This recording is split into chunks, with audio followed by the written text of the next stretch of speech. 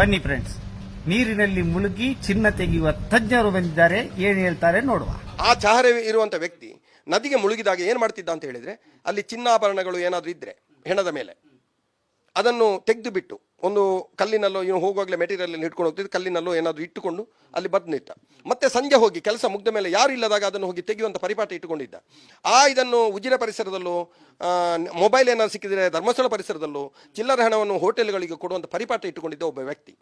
ಆ ವ್ಯಕ್ತಿಯನ್ನು ಏನು ಮಾಡಿದ್ರು ಅಂತ ಹೇಳಿದ್ರೆ, 2014ನೇ ಇಸ್ವಿನಲ್ಲಿ ಈ ಎಲ್ಲ ವಿಚಾರಗಳು ಕ್ಷೇತ್ರದ ಮ್ಯಾನೇಜ್ಮೆಂಟ್ಗೆ ಗೊತ್ತಾದಾಗ ಅವ್ರು ಏನು ಹೇಳಿದರು, ಇಂಥವ್ರು ನಮ್ಮೊಟ್ಟಿಗೆ ಬೇಡ. ಯಾಕೆಂತ ಹೇಳಿದ್ರೆ ಅಲ್ಲಿ ಪ್ರತಿಯೊಂದು ವಾರ್ನಿಂಗ್ ಕೊಡ್ತಾರೆ, ಸ್ನಾನಕ್ಕೆ ಹೋಗಬೇಡಿ ಅಂತೇಳಿ, ಆಮೇಲೆ ನೀವು ಅಲ್ಲಿ ಹೋಗಬೇಡಿ ಅಂತ ಹೇಳ್ತಾರೆ.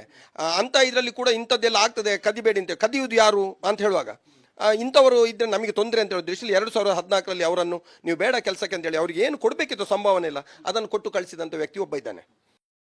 ಅಲ್ಲ ಮಾರಾಯ, ಅಲ್ಲ ನಿನ್ನ ಮಾತನ್ನು ಕೇಳುವವರೆಲ್ಲ ಎಂತ ಎಲ್ಲರೂ ಮೂರ್ಖರಂತ ಅನ್ಕೊಂಡಿದ್ದೆ ನೀನು. ಅವನು ಹೆಣಗಳನ್ನು ಎತ್ತಲಿಕ್ಕೆ ನೀರಲ್ಲಿ ಮುಳುಗುದಂತೆ, ಕಲ್ಲು ತಗೊಂಡು ಹೋಗುದಂತೆ, ಅದರಲ್ಲಿದ್ದ ಬಂಗಾರ ಚಿನ್ನವನ್ನೆಲ್ಲ ಕಲ್ಲಿಗೆ ಕಟ್ಟಿ ಅಲ್ಲಿ ಇಡುದಂತೆ, ಆಮೇಲೆ ಮೇಲೆ ಬರುದಂತೆ ಏನೋ ಎತ್ಕೊಂಡು, ಆಮೇಲೆ ಸಂಜೆ ಹೋಗಿ ಅದು ಆ ಕಲ್ಲಲ್ಲಿದ್ದ ಬಂಗಾರವನ್ನು ಎತ್ಕೊಂಡು ಬರುದಂತೆ. ಎಂತ ಮಾರಾಯ ನೀನು, ಅವನು ಮುಳುಗೋ ಎಂತ ಅದು ಈಶ್ವರ್ ಮಲ್ಪೆ ಅಂತ ಅನ್ಕೊಂಡಿದ್ದೆ ನೀನು. ಅಲ್ಲ ಮಾರಾಯ, ನಿನ್ನನ್ನು ಕೂಡ ನಂಬ್ತಾರಲ್ಲ. ಆ ನಿನ್ನ ವಿಡಿಯೋ ನೋಡಿ ಅಲ್ಲಿ ನೀನು ಹೇಳಿದ್ದು ಸರಿಯನ್ನೋರಿದ್ದಾರೆ. ಎಂತ ಏಡು ನರಮನಿಗಳೆಲ್ಲ ಇದ್ದಾರೆ ಮಾರಾಯ.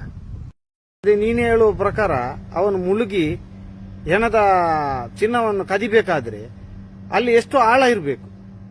ಒಂದೇ ಸ್ಪಾಟ್ಗೆ ಅವನು ಹೋಗಿ ಮುಳುಗಿದ ಕೂಡಲೇ ಹೆಣ ಅವನ ಕೈಗೆ ಸಿಗುದಿಲ್ಲ, ಎಷ್ಟೋ ಒತ್ತಬೇಕು. ಇದು ನೀನು ಬೇಕಾದ್ರೆ ಈಶ್ವರ್ ಮಲ್ಪೆ ಅವರ ಹತ್ರ ಕೇಳಿದ್ರೆ ಕೂಡ ಗೊತ್ತಾಗ್ತದೆ. ಅವರು ಹೇಳ್ತಾರೆ ಇದಕ್ಕೆ ಏನಂತ, ಎಷ್ಟು ಕಷ್ಟ ಉಂಟಂತ ಒಂದು ಹೆಣ ಹುಡುಕ್ಲಿಕ್ಕೆ, ಎಷ್ಟು ಒತ್ತದಾಗ್ತದೆ.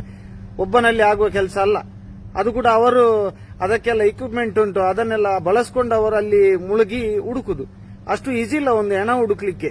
ನಾವು ಕೂಡ ಸಮುದ್ರ ಬದಿಯವರೇ ಮಾರಾಯ, ನಮಗೆ ಕೂಡ ಮುಳುಗಿ ಅಭ್ಯಾಸ ಉಂಟು ನೀರಲ್ಲಿ, ನಮಗೆ ಗೊತ್ತುಂಟು. ಒಂದು ಹೆಣ ಹುಡುಕ್ಲಿಕ್ಕೆ ಅಷ್ಟು ಸುಲಭ ಇಲ್ಲ ನೀನು ಹೇಳಿದಷ್ಟು. ನೀನು ಹೇಳುವ ಪ್ರಕಾರ ಅವನು ಪಟ್ಟ ಅಂತ ಒಂದೇ ಸ್ಪಾಟಿಗೆ ಮುಳುಗಿದ, ಅಲ್ಲಿಂದ ಹೆಣ ಎತ್ತಿದ, ಹೆಣ ಎತ್ತಕ್ಕಿಂತ ಮುಂಚೆ ಅಲ್ಲಿಂದ ಅವನ ಬಂಗಾರ ಎಲ್ಲ ಕದ್ದ.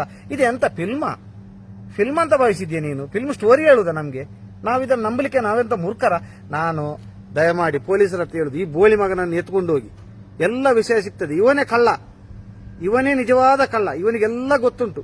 ಎನ್ಐಎ ಇವರು ಈಗ ತನಿಖೆ ಮಾಡುವವರು ಇವನನ್ನು ಮೊದಲು ತನಿಖೆ ಮಾಡಿ ಇವನನ್ನು ಎತ್ಕೊಂಡು ಹೋದ್ರೆ ಎಲ್ಲ ವಿಷಯ ಸಿಗ್ತದೆ. ಕಲ್ಲು ತಗೊಂಡು ಹೋಗಿ ಅದಕ್ಕೆ ಬಂಗಾರ ಕಟ್ಟಿ ನೀರಿನಲ್ಲಿ ಇಡುದಂತೆ. ಕಲ್ಲು ನಿನ್ನ ಪೊತ್ತಲಿಗೆ ಕಟ್ಟಿ ನಿನ್ನನ್ನು ನೇತಾಡಿಸ್ಬೇಕು, ಆಗ ಗೊತ್ತಾಗ್ತದೆ ಎಲ್ಲ ಬಾಯಿ ಬಿಡ್ತೀನಿ ನೀನು.